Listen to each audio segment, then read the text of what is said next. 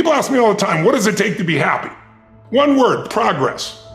Progress equals happiness. If you keep growing, you're gonna feel alive. And if you keep growing, you're gonna have more to give. And when you're growing and giving is when life is magnificent. It doesn't matter how many statues, Oscars they give you, or Emmys, or how much money you have in the bank. We've all seen people have all those things, and I get the phone call because they're depressed. So it's really an inner game, and I think that's what's missing for us today. Everybody's focusing on the outside world, and hell, there's a lot of things in the outside world you'll never be able to control. You can influence, but you can't control it. This, your mind, your emotions, your body, you have 100% control over what you do with these things, and that's where the game is won. You win the inner game, then you win the outer game. But a lot of people spent their life trying to win the outer game, they won, and they're miserable. Most of us have been conditioned not to take a risk. It's like, okay, what am I gonna do with what life has brought me? Success is getting what you want. Fulfillment is living what you're made for. So to me, success without fulfillment is the ultimate failure. And I'm just not willing to settle for a life without passion and aliveness. That's just like, there's so much to learn, there's so much to grow, there's so much to give, and I'm wired to grow and give. The mindset has to be destroy any limitation and move forward, move forward, move forward. There is a way, move forward. But if you're constantly growing and then taking what you learn, you're so excited about it, you share with other people and their life gets better, whether that be software you make or dresses you design.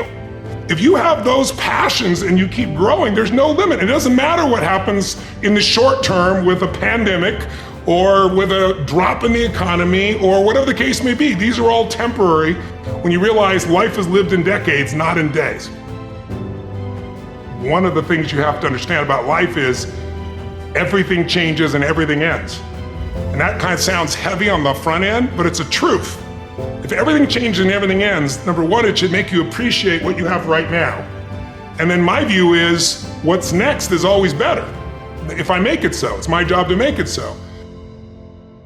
What I see as the one common denominator of people that are successful over a lifetime is the sustained hunger. Hunger is the number one factor.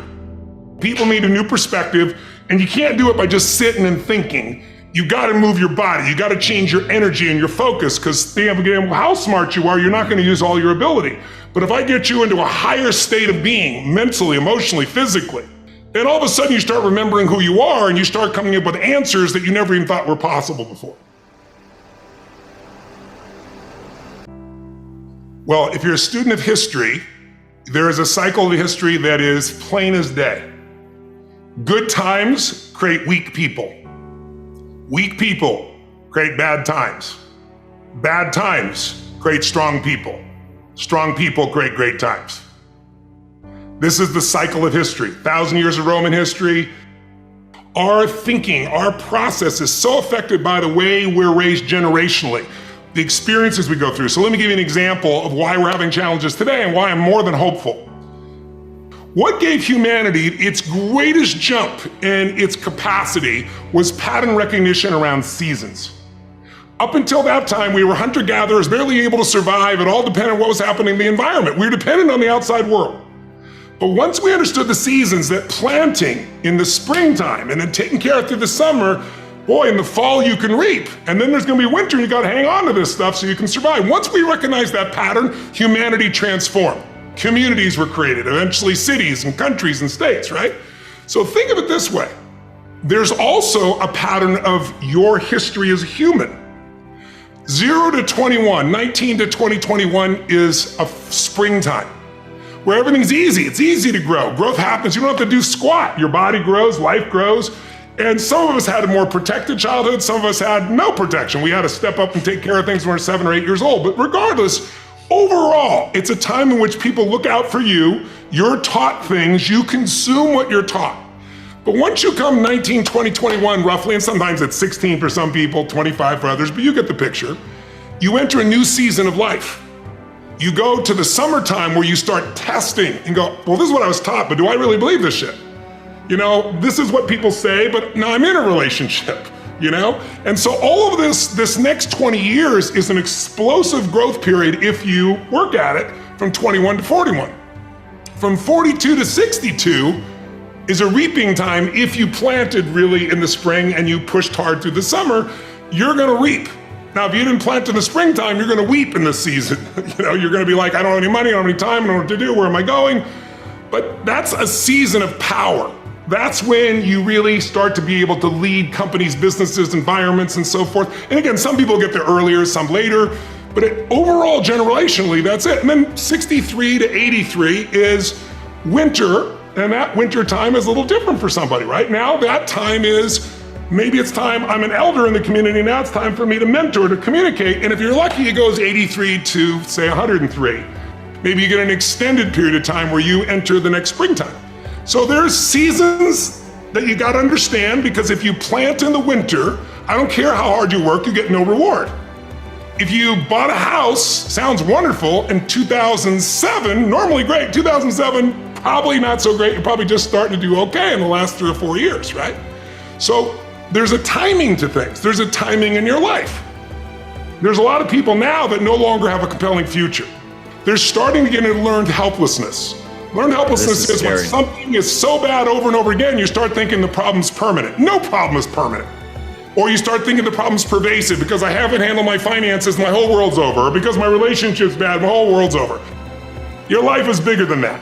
Or all this is happening because there's something wrong with me. When you get to that point, you stop trying. We all define ourselves in certain ways. And most of us defined ourselves years ago, and we haven't done an update. And now you're in an environment where you're constantly told how bad it is, how terrible it is. So that stimulates the old part of the human brain.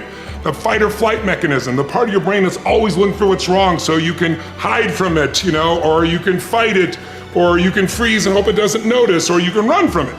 And so that part of our brain is never gonna make you happy. It's an important part. There's no saber-toothed tiger for us to run from anymore or fight. But now we get that about, what are people saying about me online? And I think we're in a place right now where a lot of people are in this learned helplessness and they don't realize, if as an identity, if identity is how you've identified yourself, and you see yourself as a procrastinator, why? Because you procrastinated so many times and disappointed, you don't want to be disappointed. So now you're a procrastinator, you're no longer disappointed. You feel certain, you'll never have your goals, but you feel certain. That's what most people do in their life. But if you set, let's say, a thermostat in this room at 78 degrees and the temperature drops far enough, something's gonna happen. Because the computer's gonna go, hey, you're at 78 degrees, what are you doing here at 68? And the heaters kick on and suddenly you get this drive. Not another day, I'm changing this relationship, I'm losing this weight, I'm gonna finally do something. And then you push. Now some people push and they go beyond their comfort zone, beyond what they expect, not their goals. It's what they're used to, it's their comfort zone. And let's say that 68 degrees is what they're used to financially. It's not what they want, or their relationship, or spiritually, or physically.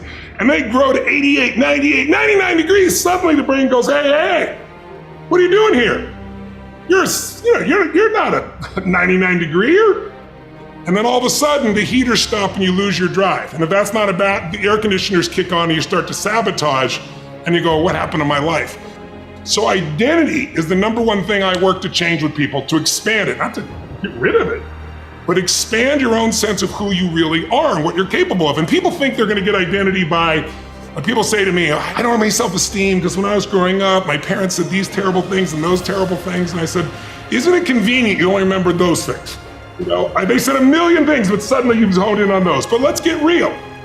Someone can tell you your whole life you're a piece of crap, but you can say, screw you, read between the lines and make your life work. Someone can tell you your whole life you're beautiful, you're intelligent, you're the smartest person in the world, and you don't believe it.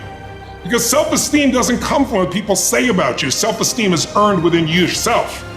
It's esteem for yourself, which only comes by doing things that are incredibly difficult, and then your brain goes, this is who I am. When someone does something they once thought was difficult or impossible, and you get the other side, the brain goes, if I can get myself to do this, what else can I get myself to do? It changes their identity.